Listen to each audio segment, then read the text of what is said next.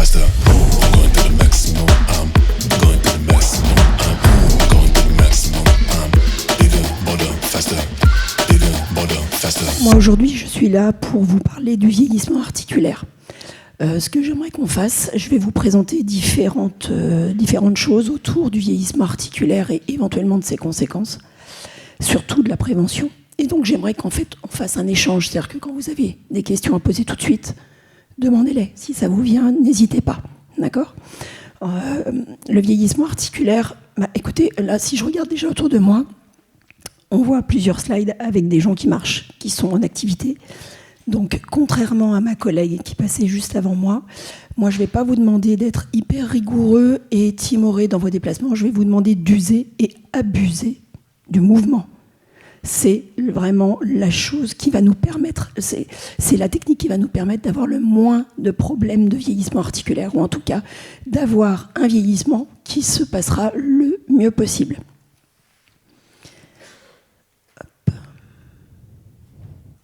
Donc d'abord, je vais me présenter, je m'appelle Laurence Blouin, je suis masseur kinésithérapeute et j'ai la chance, au travers de mon activité professionnelle, de pouvoir aussi être éducateur sportif.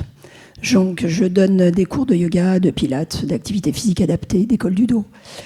J'ai un panel d'élèves de tout âge et j'ai la chance aussi, avec la plateforme Capform Senior, d'avoir enregistré pour vous des ateliers mobilité. Et d'animer aussi des ateliers mobilité une fois par mois à partir du mois de janvier sur Lyon. Donc je connais assez bien, pour avoir 35 ans d'activité, les problèmes articulaires et ce que vous pouvez ressentir comme détresse quand vous êtes en période inflammatoire ou en période un peu chronique. Donc en fait, là je vais essayer de vous banaliser un peu les choses et de vous parler comme si je parlais à un de mes patients quand il vient pour sa première séance et qu'on veut dédramatiser et surtout qu'on parle le même langage. Parce qu'en fait, bien souvent, on vous donne de grands mots, c'est un peu pompeux, ou alors vous lisez vous-même votre compte-rendu radiologique et c'est la panique totale. Quand vous voyez disque arthrose, arthrose partout, pub disque, voilà, les gens, ils arrivent, ils sont complètement déprimés. Alors qu'en fait, en médecine, quand on cherche, on trouve. Donc, faut pas vous inquiéter, le mouvement n'est pas forcément... pendant quelques temps, on peut l'empêcher, on peut le restreindre, mais dans tous les cas, il ne va pas être interdit. Et beaucoup de gens ont des idées un petit peu préconçues sur les interdictions. Donc on va essayer, si vous avez des questions ou autres, de dédramatiser tout ça. Donc aujourd'hui, je vais vous parler un petit peu du vieillissement, mais surtout du vieillissement de la population. L'OMS a fait des études et a mis en place un protocole de recherche parce qu'on va se retrouver d'ici une vingtaine d'années. Là, actuellement, nous avons les gens qui sont aux environs de 60-65 ans, qui sont ceux de la génération du baby-boom, qui commencent à être assez nombreux. Et dans une vingtaine d'années, on aura 1/5 de la population mondiale qui aura plus de 60 ans, ce qui est énorme. Donc l'OMS a mis en place des détections un peu partout et des recherches pour essayer de prévenir. Et pour une fois, en France, on adhère à la prévention. Donc profitez-en, n'hésitez pas à vous faire détecter. Je vous en reparlerai après. Vous pouvez même télécharger des applications qui vont vous permettre de faire vos détections vous-même à la maison. Et donc ça va permettre de prévenir un certain nombre d'effets du vieillissement. Ensuite, on va parler de l'impact des douleurs articulaires sur la vie des seniors. Ben oui, pour beaucoup, vous avez encore cette idée en tête, j'ai mal, donc je ne bouge pas.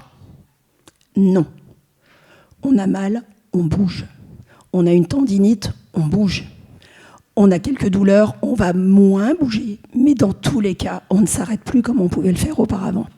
Une hernie discale qui apparaît sur arthrose ou pas d'arthrose d'ailleurs, on ne laisse plus les gens immobiles dans le fond d'un lit, on leur demande d'aller marcher. Donc il faut bouger.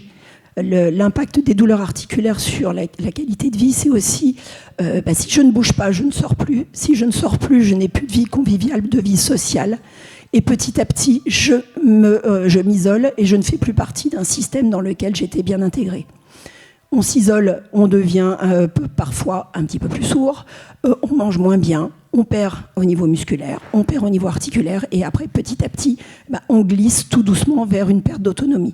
Donc il faut vraiment penser à l'impact de ces douleurs articulaires qui peuvent, pendant quelque temps, vous empêcher de bouger.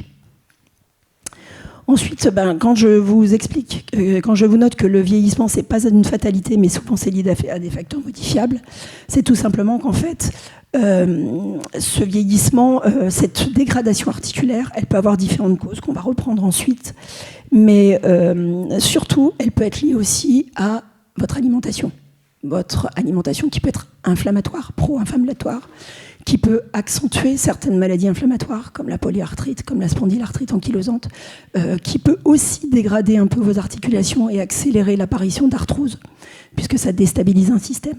Donc, je pense à la nutrition, mais aussi, ce n'est pas une fatalité, parce que bien souvent, on a l'impression que parce qu'on prend de l'âge, les douleurs articulaires sont normales. Non. On est un peu plus raide le matin au réveil, on est un petit peu plus lent à se mettre en route, mais une fois qu'on est parti, normalement, on doit retrouver une certaine mobilité et une certaine aisance.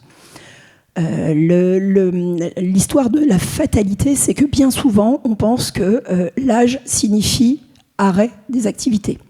Non, le vieillissement articulaire, il est décrit dans certaines études comme étant plutôt une amnésie sensorimotrice, c'est-à-dire que dans notre vie, nous avons eu différents écueils, différents accidents, différentes périodes d'arrêt qui nous ont obligés à mettre pendant quelque temps une articulation un peu au repos.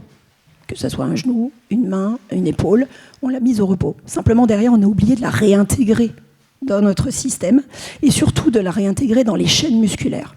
Et donc petit à petit, étant donné qu'on fonctionne en chaîne, on diminue l'usage de ces chaînes, on diminue la qualité de mobilité de ces chaînes, et finalement, on perd un mouvement d'une autre articulation sur cette même chaîne, uniquement parce qu'on a arrêté d'utiliser, par exemple, un poignet.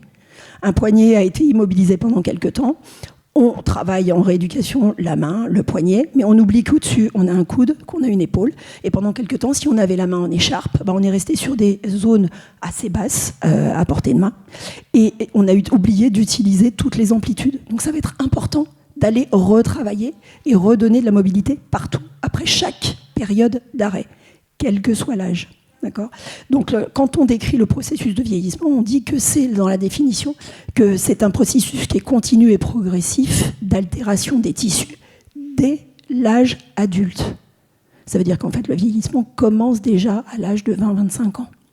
Donc, si à 30 ans, vous avez un accident assez important, mais il ne faut surtout pas négliger la reprise des activités et se faire aider pour cela, pour ne pas avoir les conséquences de ce vieillissement quand on arrive à la cinquantaine, soixantaine, 70 ans. D'accord ?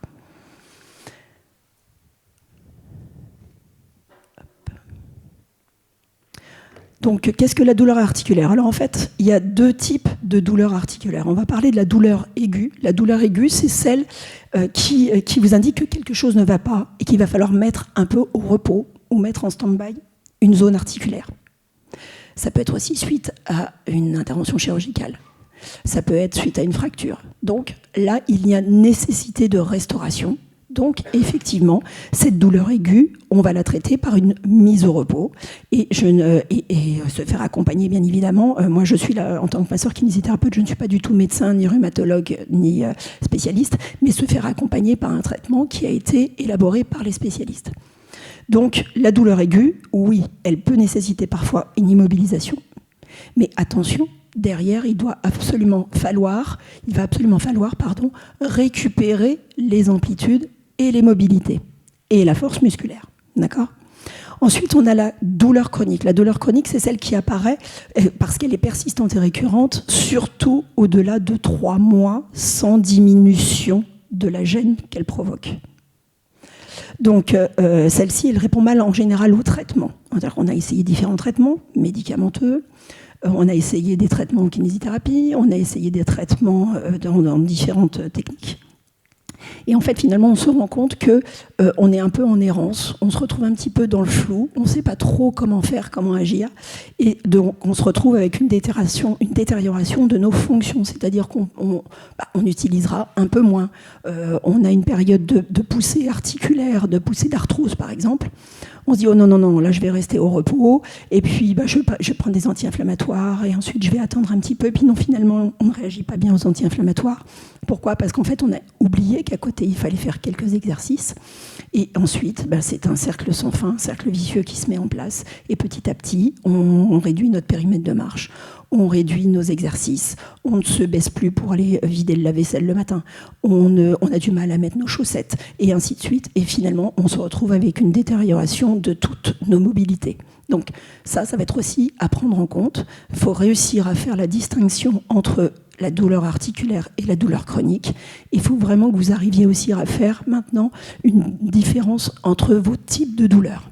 C'est-à-dire savoir si elle correspond, là vous avez eu un traumatisme, oui, c'est douloureux, mais parce qu'on a une inflammation après tout un traumatisme. Donc, mais il faut laisser l'inflammation se faire et se réguler. Et ensuite, si ça perdure au-delà de 3 semaines, là on commence à s'inquiéter un petit peu plus, on commence à demander conseil, on va voir son médecin, on va voir les kinés. Et si vraiment ça dure beaucoup plus longtemps, là il y aura une autre prise en charge avec des examens plus précis, parce que la douleur chronique ne doit pas exister, sauf dans certaines pathologies très inflammatoires dont je vais vous parler.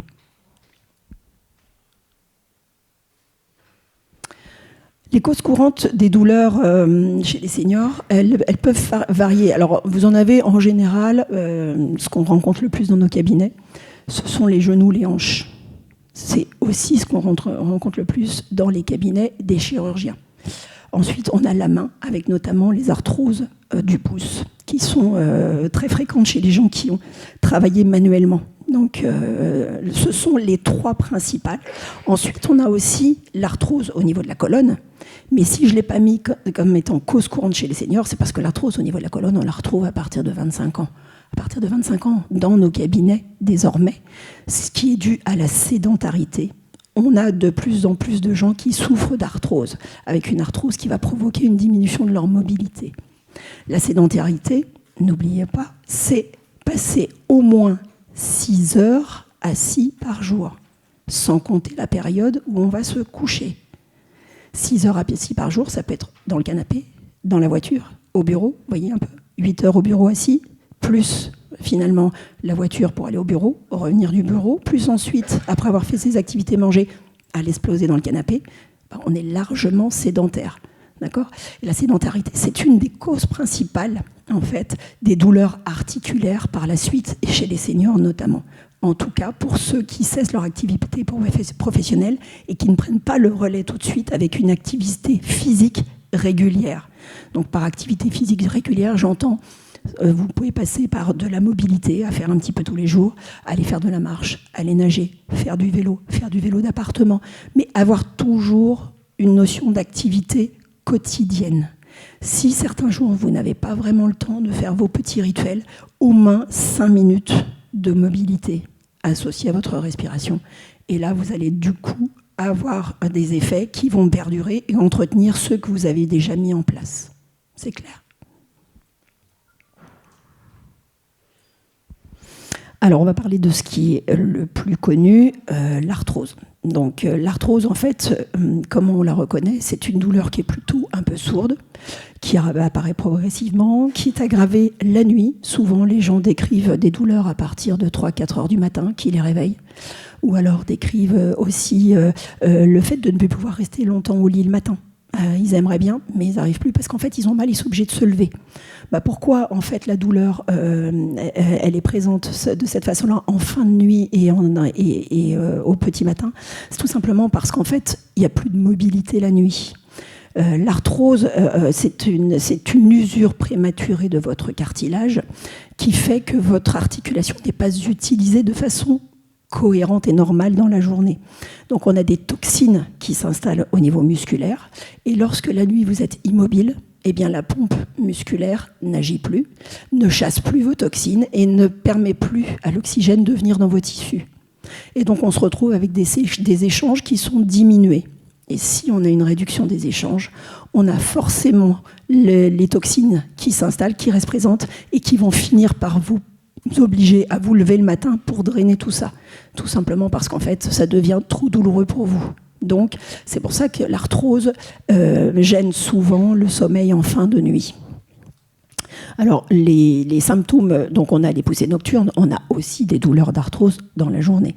Mais c'est vrai que ce qui est assez caractéristique de l'arthrose, c'est que la différence entre l'arthrose et d'autres pathologies, c'est que lorsque vous avez fait quelques petits mouvements de dérouillage le matin, ou bien avant de vous lever en position allongée dans le lit, ou bien assis au bord du lit, ou ensuite juste une petite routine, eh ben vous pouvez démarrer, les douleurs ont disparu. Ça, c'est une indication. Comme quoi c'est plutôt une douleur de type arthrosique. C'est-à-dire qu'en fait, vous n'avez fait ni plus ni moins qu'essorer vos muscles, vous avez chassé les toxines qui étaient dedans. Du coup, comme une éponge, on chasse les toxines. Quand l'éponge se relâche, on absorbe du sang neuf, du sang avec de l'oxygène, et du coup, on a des échanges musculaires qui sont de bien meilleure qualité. Voilà pourquoi, en fait, l'arthrose, une fois qu'on a bougé un petit peu le matin, qu'on a fait notre petite routine, elle nous gêne moins dans la journée, si en tout cas, on est actif. Elle continuera à nous gêner si on reste assis dans le fond d'un fauteuil et si on fait de moins en moins d'activité. Là, il va être important aussi, étant donné que c'est une usure prématurée de votre cartilage. Alors, l'usure prématurée du cartilage, pourquoi ? Tout simplement parce qu'en fait, on a, avec depuis une cinquantaine d'années, on utilise de moins en moins nos jambes pour marcher. On utilise la voiture, on utilise d'autres moyens de locomotion. Donc, on n'a plus d'entretien régulier de notre cartilage, d'entretien régulier de nos fonctions musculaires. Et donc, on se retrouve petit à petit, si on a eu un choc, si on a eu une mauvaise fracture, une mauvaise entorse, mais aussi si on a travaillé de façon très répétée une articulation, donc dans vos professions respectives, et si on a exercé aussi une activité sportive de façon assez intense, eh bien l'arthrose c'est une usure prématurée, c'est-à-dire que votre cartilage se détériore un petit peu plus vite que chez quelqu'un qui aura un rythme assez régulier toute sa vie, mais aussi avec plutôt une activité de marche pour aller travailler, ou plutôt en faisant du vélo, et donc qui aura entretenu en permanence ses articulations.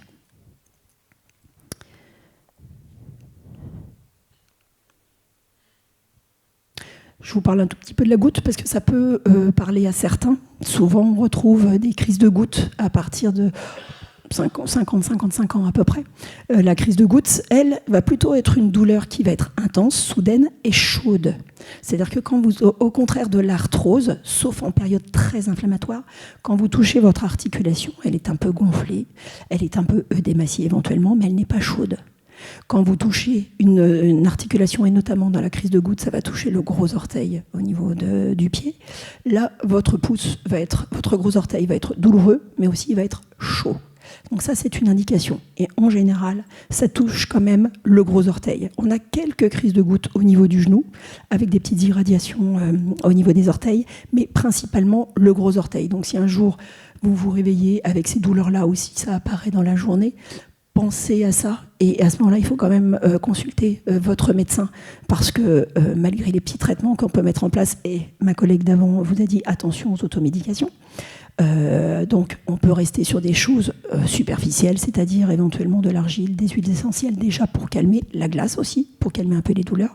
Si ça persiste, il faut consulter, parce que la goutte, c'est dû à un excès d'acide urique dans votre sang, donc ça peut signaler un petit dysfonctionnement de vos reins. Et donc, ça va être important quand même de consulter et de faire vérifier par le médecin. La crise de goutte est aussi très souvent due à l'alimentation. C'est-à-dire, il y a certaines viandes qui peuvent déclencher ça, certains poissons, certains crustacés, et aussi la consommation de vin blanc. Donc, si un jour, vous faites une crise de goutte après un repas bien arrosé, souvent on voit à Pâques, par exemple, parce qu'on a fait l'association du vin blanc avec aidez-moi. Oui, voilà. Et bien à ce moment-là, là c'est étonnant, on a souvent des crises derrière. Alors là, on parlait des dégradations articulaires. On a parlé des dégradations articulaires avant, qui étaient dues à une altération de votre cartilage, mais par des stimulations mécaniques. Maintenant, on va parler de ce qu'on appelle les maladies auto-immunes, c'est-à-dire ce sont des maladies que vous déclenchez et qui, elles, vont provoquer une altération de votre cartilage. Donc, ce n'est pas le mouvement, ce n'est pas l'utilisation permanente d'une articulation de par votre activité professionnelle qui va provoquer ça. C'est surtout une douleur qui est provoquée par un dérèglement de votre système immunitaire. Donc, dans les maladies auto-immunes, on en a beaucoup. Il y en a 2 qui sont assez souvent, enfin 3, il y en a une autre dont je vous parlerai derrière. Vous avez le lupus, qui se manifeste par des douleurs articulaires, mais bien souvent aussi par des éruptions cutanées. Donc ça, on en rencontre quand même assez régulièrement chez les patients. Vous avez aussi une fatigue, et en tout cas, parfois, elle va être... tant qu'on n'a pas d'éruption cutanée, elle peut être un petit peu assimilée à la fibromyalgie. Ensuite, vous avez la spondylarthrite ankylosante, qui est une douleur dans le bas du dos et dans les hanches, qui, elle, est due en fait à une altération de votre articulation sacro-iliaque au départ, qui va provoquer au niveau des anthèses, c'est-à-dire là où s'attachent vos ligaments et vos muscles, des calcifications. Et ces calcifications vont provoquer des diminutions de votre mobilité articulaire sur ces zones-là, donc les sacro-iliaques, les lombaires et ensuite les dorsales, principalement quand même au niveau de votre rachis. Par contre, cette spondylarthrite est tout à fait bien améliorée par l'exercice, par les mobilités, mais si vous êtes en période de crise et que vous faites énormément d'exercices, là, vous allez l'accentuer. Donc il faut vraiment, dans un cas de spondylarthrite, tant que vous ne connaissez pas encore la façon de gérer votre maladie, il faut vous faire accompagner absolument par un professionnel de santé. Alors que l'arthrose, on peut, au travers de la marche, au travers des activités sportives régulières, on peut tout à fait trouver soi-même les voies de passage pour avoir de bonnes amplitudes. Arthrite rhumatoïde. Donc l'arthrose est une des arthrites aussi, d'accord, mais elles n'ont pas les mêmes manifestations. Dans l'arthrite, on a à peu près 100 types d'arthrites différentes. L'arthrose en est une. Mais l'arthrose, on va dire que c'est plutôt une pathologie qui touche vos articulations, qui sera un peu froide, alors que dans tout ce qui est arthrite rhumatoïde, et notamment la polyarthrite rhumatoïde, dont vous avez déjà entendu parler avec les gens qui ont des doigts en coup de vent, on appelle ça. Donc en fait, les doigts qui partent sur les côtés, des mains assez déformées, les orteils, les genoux un peu gros. Là, on est dans les pathologies plutôt chaudes, c'est-à-dire que ce sont des zones qui sont chaudes, gonflées, douloureuse. Donc qu'il faut accompagner avec un traitement anti-inflammatoire la plupart du temps, qui va être au long cours, avec bien souvent des injections 1 fois par semaine, mais à côté des mouvements à répéter régulièrement, aller chercher les possibilités de mouvement, vous faire accompagner pour voir où sont vos limitations, comment vous pouvez aller dans vos limitations, vraiment faire un bilan par un kiné pour savoir comment gérer vos crises et surtout comment éviter d'en avoir trop souvent. Parce qu'en fait, la perte de mobilité accentue l'apparition des crises. Donc là aussi, c'est vraiment, il faut rester dans un mouvement, mais après un mouvement qui va être un petit peu moins prononcé quand vous êtes en période inflammatoire que lorsque vous avez simplement une poussée d'arthrose. Vous n'avez pas de questions ? La fibromyalgie, vous en avez entendu parler ? Alors, il y a la fibromyalgie, c'est une maladie qu'on a étiquetée assez récemment, on va dire depuis moins d'une vingtaine d'années, qui répond à différents critères. Mais certaines personnes, on ne sait pas vraiment dans quelle catégorie les mettre, donc malheureusement, on les classe dans la catégorie des fibromyalgies, alors qu'elles sont un petit peu en errance et qu'on peut éventuellement se tromper. Donc la douleur dans la fibromyalgie, elle va plutôt être diffuse dans tout votre corps. Ce sont des gens qui se plaignent de douleurs un peu partout. Quand on veut vraiment étiqueter quelqu'un de fibromyalgique, ou en tout cas poser un diagnostic, il faut que le diagnostic réponde à différents points de pression, 21. Et c'est là, si la personne répond sur tous ces points de pression au niveau du corps, oui, on pourra dire qu'elle est réellement fibromyalgique, ou en tout cas totalement fibromyalgique. Pour certaines, on a encore quelques petits doutes, on essaye en tout cas de les orienter un tout petit peu différemment. Donc les symptômes associés, c'est ce que je vous disais par rapport à d'autres pathologies, c'est aussi la fatigue. Les troubles du sommeil, parce qu'en fait les gens ont du mal à trouver des positions de confort pour pouvoir se reposer. Et le repos va être important dans toutes les douleurs articulaires aussi, parce que c'est pendant le repos aussi qu'on régénère au niveau musculaire. Et la différence, c'est qu'en fait, c'est une maladie qui n'est pas auto-immune, mais qui peut être accentuée par des problèmes d'alimentation et donc par un dérèglement du système immunitaire, donc créer des inflammations un petit peu partout dans votre corps.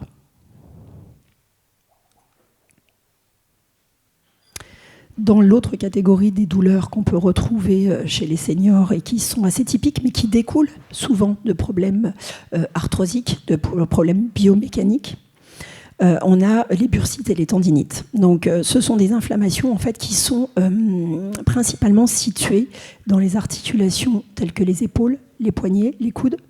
Épaules, poignets, coudes, on les sollicite énormément quand on jardine. Donc, ce sont des pathologies qu'on voit énormément au printemps. Toutes les épicondylites fleurissent au printemps.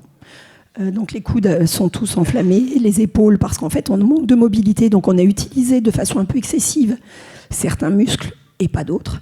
Et donc en fait l'utilisation excessive d'un muscle provoque sur son tendon une irritation, surtout si ce tendon passe en regard d'une articulation, comme c'est le cas sur la photo au niveau de la coiffe des rotateurs, où là les tendons passent vraiment au-dessus de l'articulation gléno-humérale au niveau de l'épaule.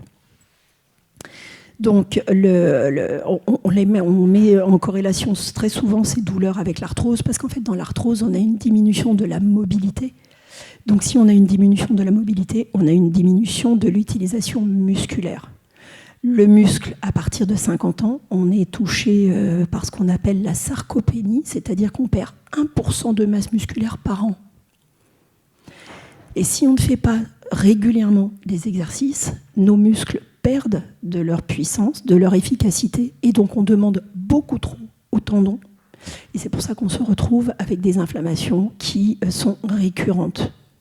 Ce sont aussi des inflammations qu'on a, les bursites, les tendinites, qu'on a déjà eues auparavant dans notre activité professionnelle, mais qui étaient compensées par le mouvement et par le fait aussi qu'on avait la tête occupée à d'autres choses. Donc, on n'avait pas vraiment le temps de s'occuper de notre épaule ou de s'occuper de notre genou, tendinite au genou.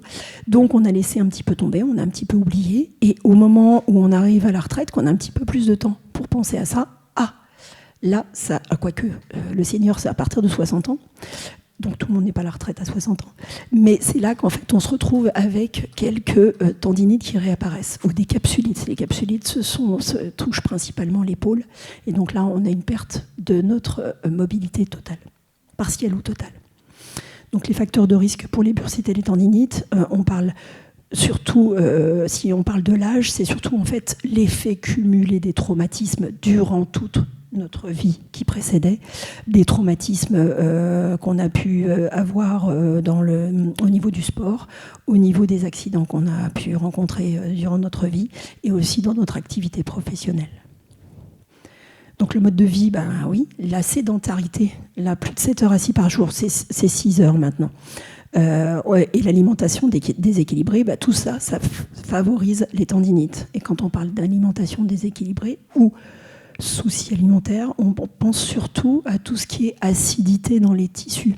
Donc, il y a des études qui prouvent qu'un terrain acide provoque plus de calcification dans les tissus, et les calcifications sont souvent à l'origine de tendinites, surtout au niveau de l'épaule.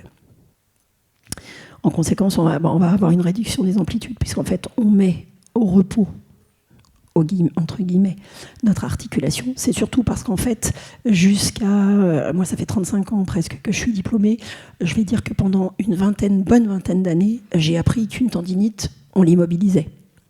On mettait une attelle, on mettait au repos, on donnait des anti-inflammatoires et on ne bougeait pas.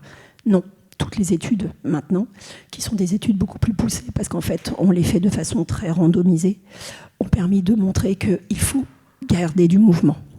Sauf que vous avez quand même eu ces traitements-là au décours de votre vie, et vous avez aussi parfois gardé cela en tête, parce que c'était, les patients nous le disent bien, ah oui, non, mais il ne faut pas que je bouge, ou alors sur des lombaires, ah mais non, il ne faut pas que j'aille en extension. Si, on a des amplitudes, il faut toutes aller les chercher. Le corps a été fait de cette façon-là, c'est pour que ça bouge. Si on peut aller en extension, c'est qu'on a besoin d'entretenir notre extension. Toutes les mobilités sont là pour être utilisées ou entretenues.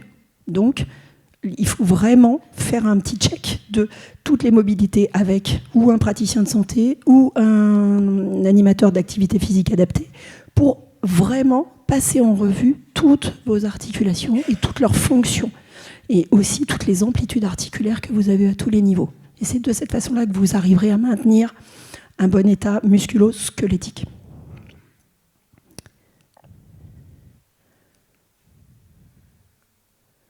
Alors l'impact au niveau des seniors, et c'est pour ça que je vais revenir sur l'évaluation qui a été faite par l'OMS, c'est que, je vous disais tout à l'heure, quand on a une limitation fonctionnelle, ça veut dire quand on ne peut plus utiliser certaines zones ou qu'on les a mis au repos, on perd de l'autonomie.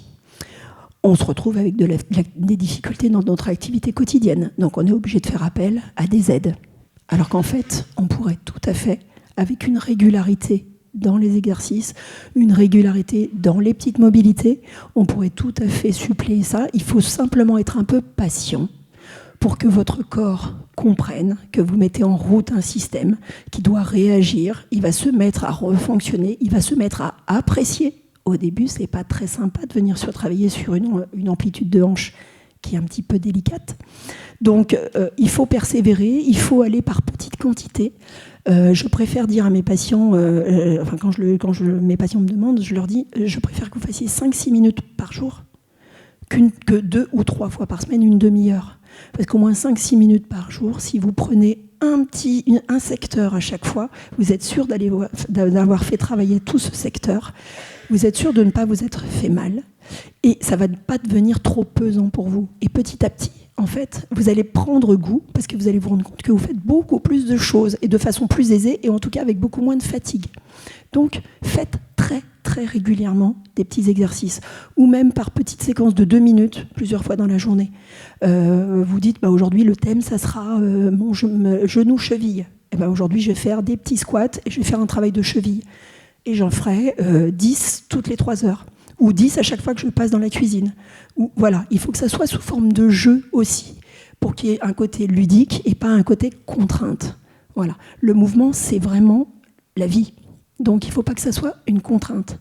Il faut que ça vous donne l'envie d'aller toujours un peu plus loin. De même, quand on a des limitations fonctionnelles, on se retrouve vite avec un repos qui est moins bon, puisqu'on fait moins de choses dans la journée.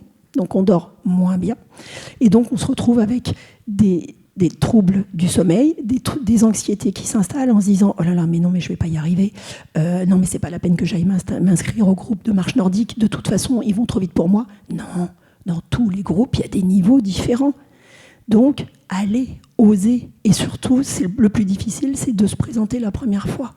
Et après, chacun dans sa bulle, et votre bulle au milieu des autres bulles, et vous allez voir, c'est un train, vous prenez le train en route, et tout le monde, en fait, va s'auto-stimuler et s'auto-entretenir. Et ce qui est chouette, c'est de voir aussi certaines personnes, parfois, qui reviennent avec certaines difficultés, et quand on les voit progresser, ça donne envie aux autres, et on se dit, mais oui, mais je ne pensais pas qu'il arriverait ou qu'elle arriverait à faire ce genre de choses. Donc si il ou elle arrive, le jour où vous avez un incident, une fracture ou autre, vous savez qu'il est possible de retrouver votre niveau d'avant. D'accord ? Et ce n'est pas parce que vous avez à 70 ans une chute, une perte de mobilité pendant quelque temps que ça ne reviendra plus jamais. Non, non. Rien n'est irrémédiable. Pensez à l'amnésie sensorimotrice. Il faut redonner à la zone qui a été touchée ses mobilités, ses fonctions. Il faut se faire accompagner et surtout être à l'écoute aussi. Quand vous faites vos exercices, vous mettre à l'écoute de votre corps. Quand vous marchez, quand vous respirez, quand vous faites du vélo, essayez de temps en temps de vous dire tiens, qu'est-ce qui me dit mon corps ? Comment il réagit ? Qu'est-ce que je sens là ? Est-ce qu'il y a des zones qui sont douloureuses, d'autres qui ne le sont pas ? Faites un petit check régulier de votre corps et vous allez voir. D'abord, c'est passionnant. Et ensuite, vous allez découvrir beaucoup de choses sur vos propres capacités qu'on a toujours tendance à minimiser, sauf si on a fait du sport de haut niveau auparavant.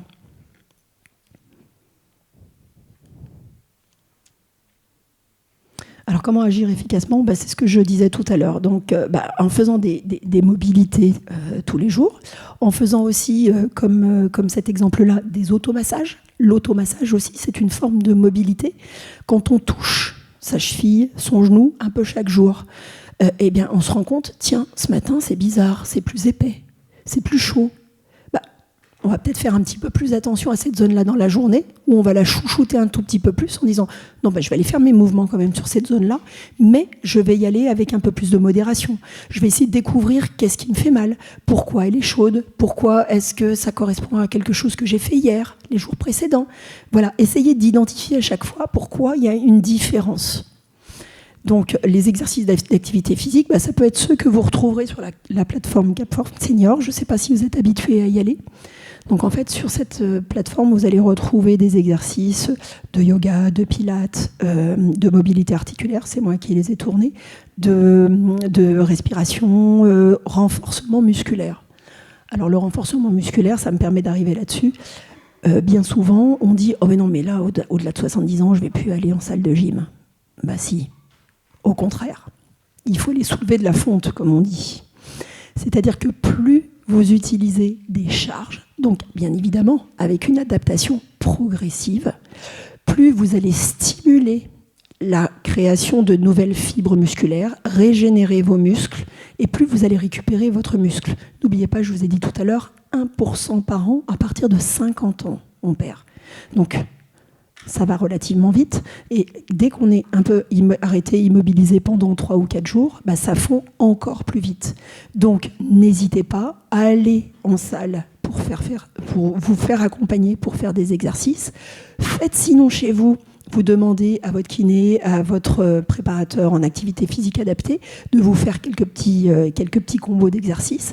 Vous prenez des bouteilles d'eau, ni plus ni moins qu'un pack avec 2 bouteilles d'eau, un sac à dos avec 2 bouteilles d'eau que vous avez mis dedans et vous faites des petits squats.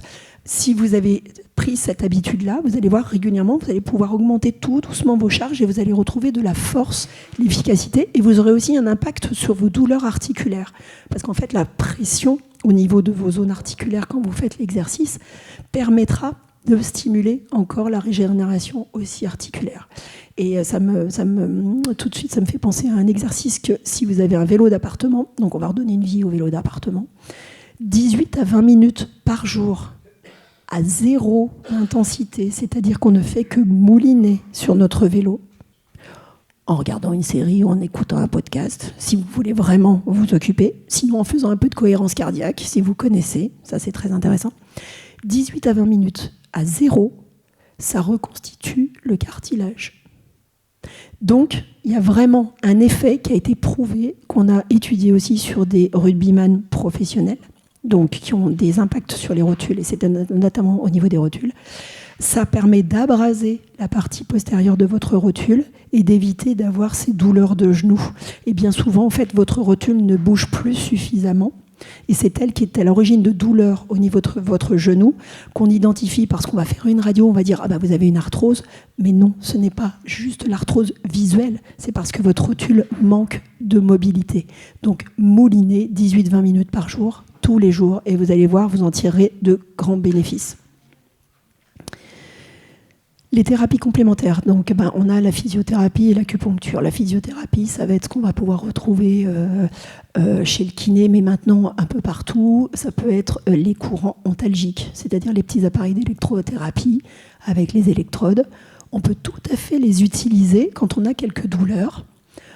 Sur un genou, sur un dos, un peu on est en poussée d'arthrose, on va placer nos électrodes et on va stimuler avec un courant qui va nous permettre de libérer des endorphines et donc de calmer nos douleurs. Ça fonctionne très bien. Alors il y a quelques-uns de mes collègues qui utilisent ça régulièrement, c'est-à-dire qu'ils placent les patients sur des tables avec des électrodes et du chaud.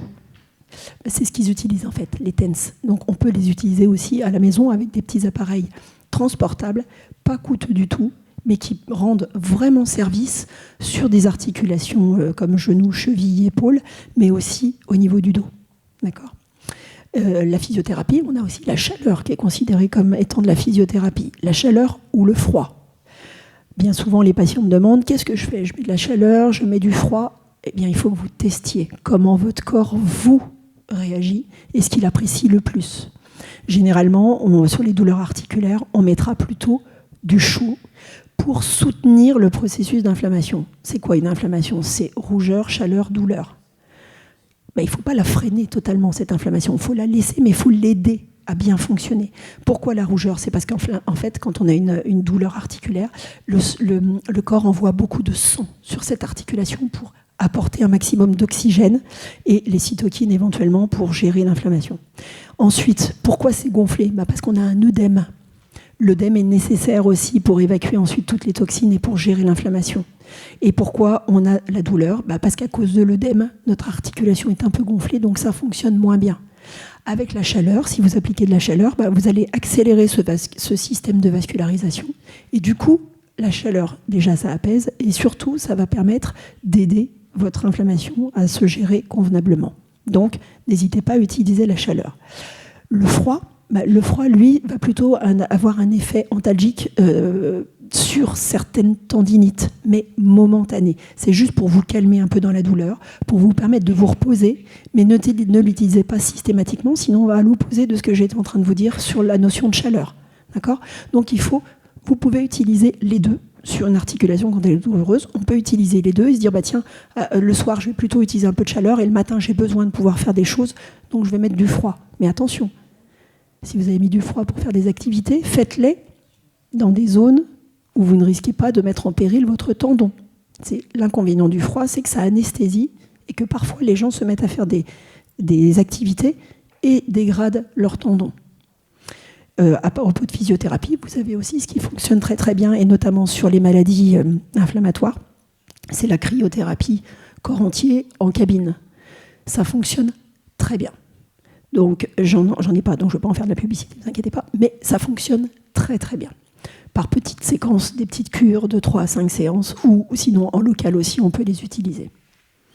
L'acupuncture, ça fait partie, j'ai mis l'acupuncture parce que bien souvent les gens connaissent déjà, il y a un certain nombre de médecins généralistes qui le font, mais vous avez aussi tout ce qui est phytothérapie, compléments alimentaires. Donc faites-vous aider aussi par des spécialistes en la matière, les nutritionnistes, les médecins homéopathes, les kinés comme nous qui font aussi de l'accompagnement en micronutrition. Donc n'hésitez pas à vous faire aider aussi par rapport à votre alimentation si vous avez un doute. Donc l'éducation, on a la sensibilisation à l'alimentation et aux exercices, c'est ce que je viens de vous dire, et aussi le programme ICOP. Donc le programme ICOP, si vous notez cette ICOP, vous pouvez télécharger une petite application avec laquelle vous pourrez faire le STEP 1. Ce qu'on appelle le STEP 1, c'est une première détection pour voir si vous avez effectivement quelques carences dans un des 5 éléments qui sont évalués au cours des tests. Donc ça a été mis en place par l'OMS et là maintenant ça va devenir national. On a fait les études en France et maintenant la Sécu veut le rendre national. En fait, vous avez simplement des items qui sont évalués. L'audition, si on n'entend pas, on ne va plus dans les réunions de groupe. Même avec l'appareil, finalement, on s'isole. On se dit, non, c'est pas la peine parce que j'entends pas bien. Donc, je vais pas pouvoir interagir avec eux. Donc, je reste tout seul à la maison. On évalue la motricité, donc la mobilité articulaire et aussi la force musculaire. On va évaluer l'état psychologique parce qu'en fait, un certain nombre de personnes, avec l'âge, se dégradent petit à petit au niveau psychologique parce qu'ils se rendent compte qu'ils font moins de choses. Peut-être parce qu'ils avaient des douleurs articulaires et ils se sont un peu isolés et ils ne vont plus marcher avec les amis. Et en fait, c'est un cercle vicieux qui se met en place. Donc on a aussi l'audition qui est évaluée. Et puis après, on va tester aussi la vue. Ça va être important. Alors ça vous paraît banal comme ça, mais dans les tests qu'on fait sur un STEP 1, on se rend compte qu'il y a beaucoup de gens qui n'entendent pas très bien. Et il y en a beaucoup qui ne voient pas bien non plus. Donc on va évaluer tout ça et ça va vous donner un score. Et en fonction de ça, on vous dira s'il faut attendre l'année prochaine pour refaire un STEP 1 ou s'il faut passer au STEP 2 où là, on va évaluer de façon un peu plus précise le thème dans lequel vous étiez déficient. D'accord ?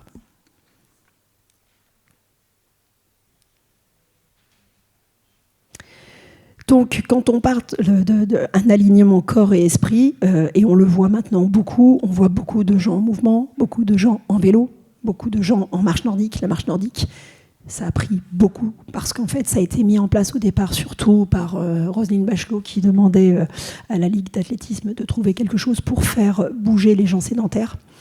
L'avantage, c'est que l'impact du bâton sur le sol avec ses vibrations, à condition que vous ayez un bâton en carbone, va travailler au niveau articulaire sur l'ostéoporose, sur l'articulation de l'épaule, va ouvrir la cage thoracique, va vous redonner une meilleure amplitude d'épaule, une meilleure amplitude de cheville, de genoux, de hanches.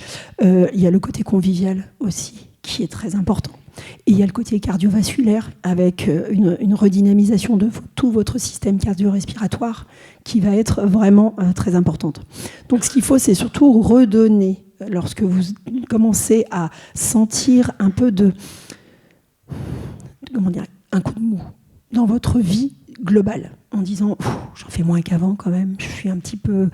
Alors, il faut s'écouter parfois, attention, hein, mais obligez-vous à bouger tous les jours, obligez-vous à trouver des petites routines.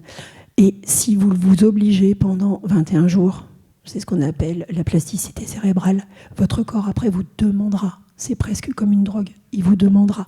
Donc c'est pour ça que les sportifs qui disent non, moi je ne peux plus m'arrêter, la bigorexie, c'est parce qu'en fait leur corps appelle. Donc là, créez ce besoin dans votre corps et vous vous rendrez compte que vous arriverez à refaire énormément de choses, peut-être même des choses que vous ne faisiez plus depuis quelques années. Combiner les exercices physiques et le nutritionnel équilibré. Donc ça, n'hésitez pas de temps en temps à refaire un petit point sur votre façon de vous nourrir, sur les aliments que vous utilisez. Est-ce que vous utilisez beaucoup de sucre ou pas? Puisque le sucre va avoir un impact très négatif sur les articulations. Et ensuite, essayez de privilégier quand même les activités, le travail en groupe, parce qu'en fait, c'est ce qui va vous redonner un élan, c'est ce qui va vous permettre de vous retrouver dans une société, parce qu'en fait, on a la société qui travaille et la société qui se retrouve ensuite à la retraite. Mais c'est cette société à la retraite, il faut la recréer, il faut la redynamiser. Et on en a besoin aussi pour aider ceux qui travaillent. Donc, si on ne vous voit pas dans le mouvement, si on ne vous voit pas dans l'élan, forcément, les autres derrière, ils vont avoir du mal aussi à s'activer. Alors, je suis toujours très surprise quand j'anime les ateliers de mobilité, parce que quand je demande aux gens comment on respire, les seuls qui me donnent les bonnes indications, ce sont les seniors. Les autres respirent tout à l'envers. Donc, ça donne, ça fait envie. Et on se dit, au moins, comme ça, les grands-parents pourront expliquer aux enfants comment respirer, c'est-à-dire à quel moment on souffle, à quel moment on inspire.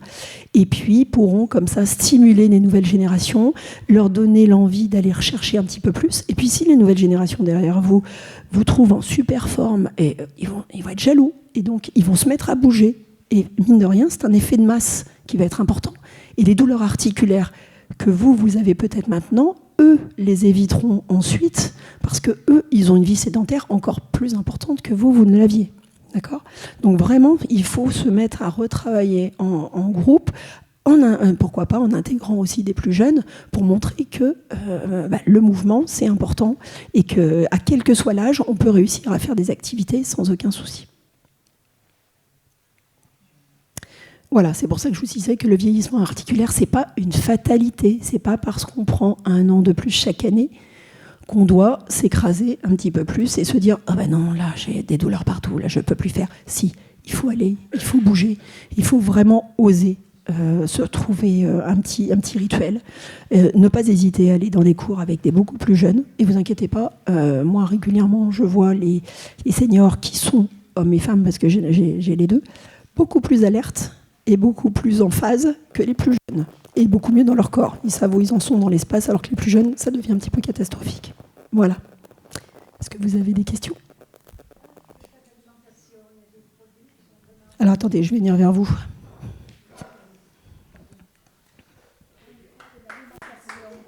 Est-ce qu'il y a des produits vraiment à éviter, les laitages, des trucs comme ça, pour éviter l'inflammation ? Alors, il y a beaucoup de choses qui sont dites et décriées à ce niveau-là. Je vais parler pour mon propre compte, en tout cas. On a remarqué quand même que dans tout ce qui était pathologie inflammatoire, comme les arthrites, le lait de vache, effectivement, était plutôt agressif et créait plutôt des inflammations. Ça, c'était il y a quelques années. Maintenant, en fait, que je fais de la micronutrition et qu'on s'occupe de l'intestin. Et l'intestin, on dit le deuxième cerveau, mais en fait, c'est presque le premier, d'ailleurs. on s'est rendu compte que c'est surtout la perméabilité de l'intestin qui n'est pas bonne. C'est-à-dire que l'intestin, c'est comme un filtre, c'est comme un tuyau perméable avec certaines pores. Et la nutrition actuelle, le mode d'alimentation actuel et les produits actuels, et surtout tout au cours de notre vie, les antibiotiques, les anti-inflammatoires, la cortisone qu'on a pu prendre, ont détérioré cet intestin. Et donc, en fait, au lieu d'avoir des cellules qui sont espacées les unes des autres avec un certain calibre, au milieu, ça s'est espacé. Et donc, on a certaines mauvaises molécules qui devraient être évacuées, qui sont réinjectées dans le réseau immunitaire de l'autre côté, et ce qui crée des inflammations un peu partout. Donc, c'est plus la qualité de votre intestin qu'il va falloir travailler. Et après, pourquoi pas, peut-être que vous ressentez déjà qu'il y a certains aliments qui sont moins bons pour vous. Dans ces cas-là, si vous avez un doute, vous l'éliminez pendant au moins 3 semaines, et après, vous le réintégrez dans votre alimentation. Et essayez d'être à l'écoute de la façon dont réagit votre corps par rapport à ça.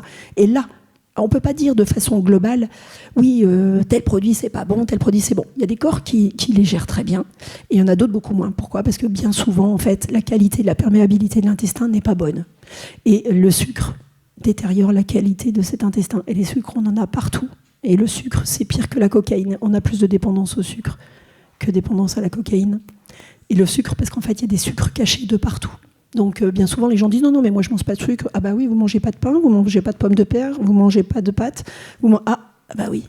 Donc, voilà. Et ils disent, bah oui, mais je ne peux pas m'en passer. Bah voilà. Bah, c'est parce que il y a le candidat albicans, ce qu'on appelle les candidoses, qui appellent et qui vous demandent d'entretenir ça en permanence. Donc, c'est plutôt la détérioration de la qualité, de la perméabilité de votre intestin qui va être en cause plus que l'aliment que vous mangez.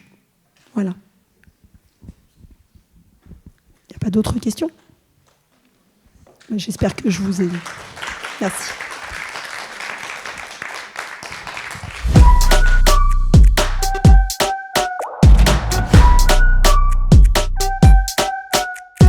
Max power, I'm about to go bigger and better. If I ever lose, set it on faster than ever. If I ever lose, set it on bigger and better. Hitting all the goals that come bigger, bolder, faster. I'm going to the max.